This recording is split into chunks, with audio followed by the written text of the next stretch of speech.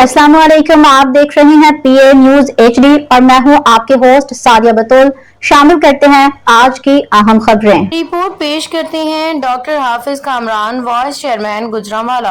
Corruption पर zero tolerance, 100% merit पर तैनातियां हो रही हैं। मरियम नवाज, वजीर आला पंजाब मरियम नवाज शरीफ ने कहा है कि सूबे में 100% मेरिट पर तैनातियां हो रही हैं, जबकि करप्शन पर जीरो टॉलरेंस पॉलिसी है।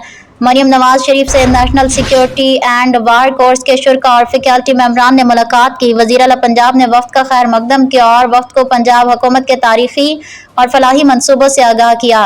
वफ्द से गुफ्तगू करते हुए मरियम नवाज ने कहा कि हुक्मरान का हर फैसला अवाम की जिंदगी पर असरअंदाज होता है। गुड गवर्नेंस का बुनियादी असूल एहसान और खिदमत है। अवाम का पैसा सिर्फ अवाम पर खर्च किया जा रहा है और ई टेंडरिंग के जरिए मुकम्मल शफाफियत को यकीनी बनाया गया है।